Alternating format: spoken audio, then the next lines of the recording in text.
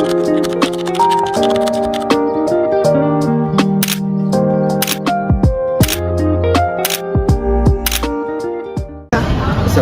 warahmatullahi wabarakatuh. Perkenalkan, nama saya Muhammad Bagus Wahyudi Putra dengan NIM 131214000194. Perkenalkan, nama saya Anissa Nur Fadila dengan NIM 13124000192. Perkenalkan, nama saya Muhammad Dewan dengan NIM 130187. Perkenalkan, nama saya Ramadhani Marida Guevara dengan NIM 1312140018.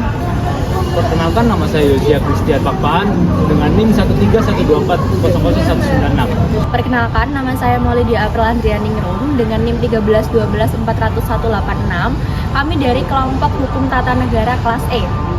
Di sini saya akan memaparkan poin yang pertama, yaitu tentang apa sih sistem bebek lumpuh. Next.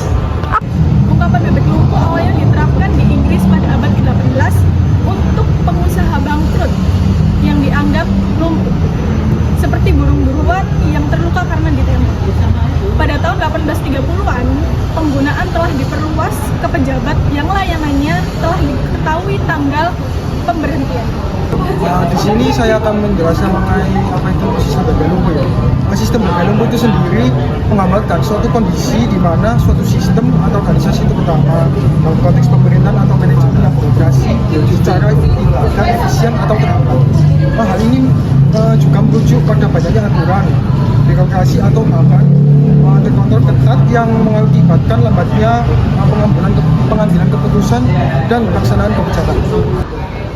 Kekhawatiran utama tentang bebek lumpuh adalah tidak demokratis bagi mereka untuk memberlakukan undang-undang baru untuk mengambil tindakan lain yang mengikat secara hukum karena rakyat telah memilih orang lain untuk mewakili mereka. Ini saya akan menjelaskan tentang poin kedua, yaitu apakah hanya sistem bebek lumpuh satu-satunya cara untuk menata negara. Dari hasil diskusi kelompok kami, jawabannya adalah tidak. Sistem bebek lumpuh bukanlah model ideal dalam menata negara. Ia hanyalah fase sementara.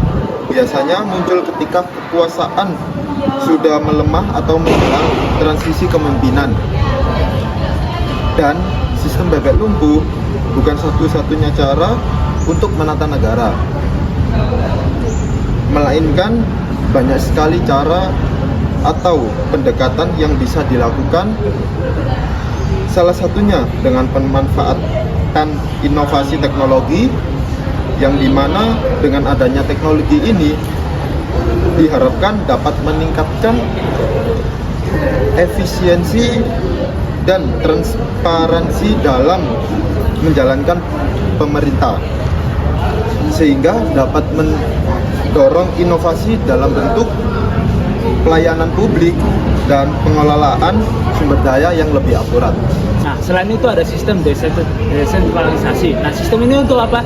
Supaya memberikan otonomi lebih kepada sebuah daerah untuk mengelola sumber daya dan kebijakan lokalnya. Nah, tujuannya untuk apa? Tujuannya untuk meningkatkan responsivitas terhadap kebutuhan masyarakat setempat. Di sini saya akan menjelaskan pada poin ketiga, apakah sistem bebek lumpuh itu baik menurut pendapat kelompok kami. Menjawab apakah sistem bebek lumpuh itu baik atau tidak, kita perlu melihat kelebihan dan kekurangan dari fenomena ini. Meskipun sering dikritik, fenomena bebek lumpuh memiliki beberapa manfaat dalam konteks demokrasi, antara lain: 1. Menjaga stabilitas selama transisi.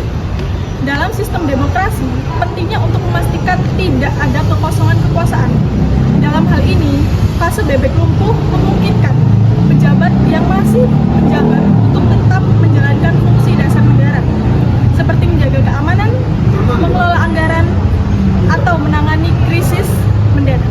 Dan yang kedua, bagian alami dari demokrasi bebek lumpuh sendiri adalah konsekuensi dari sistem demokrasi yang membatasi masa jabatan. Ini menunjukkan bahwa kekuasaan tidak abadi dan ada mekanisme untuk mengganti pemimpin secara teratur. Untuk kekurangan bebek lumpuh sendiri adalah satu, pemerintahan menjadi tidak efisien. Selama fase bebek lumpuh, pemerintahan seringkali berjalan lambat dan tidak efisien. Penjabat cenderung hanya fokus pada tugas rutin seperti administrasi sehari-hari dan menghindari kebijakan-kebijakan besar karena takut dianggap tidak sah karena kekurangan dukungan politik. Poin yang kedua yaitu kurang demokratis. Seperti disebutkan di poin pertama, jika seorang pejabat bebek lumpuh tetap membuat kebijakan besar, ini bisa dianggap tidak demokratis. Rakyat sudah memilih pemimpin baru, sehingga kebijakan dari pejabat lama otomatis mungkin tidak mencerminkan kehendak rakyatnya.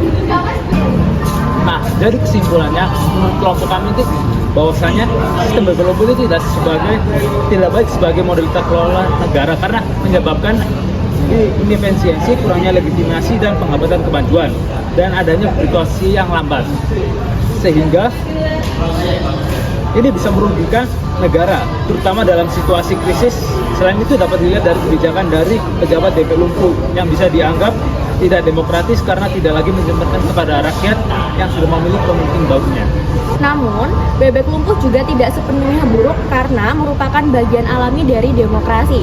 Fase ini membantu menjaga stabilitas dalam transisi kekuasaan, mencegah kekosongan pemerintahan, dan memberi waktu bagi pemimpin baru untuk mempersiapkan diri. Walau begitu, bebek lumpuh bukanlah cara ideal untuk menata negara, dan untuk menghindari dampak negatif bebek lumpuh, negara perlu merancang sistem konstitusi yang meminimalkan periode inefisiensi. Misalnya dengan mempercepat transisi atau memperkuat mekanisme kerjasama antara pemerintahan lama dan pemerintahan baru. Sekian pemaparan materi dari kelompok kami. Mohon maaf apabila terdapat salah kata ataupun salah informasi. Wassalamualaikum warahmatullahi wabarakatuh.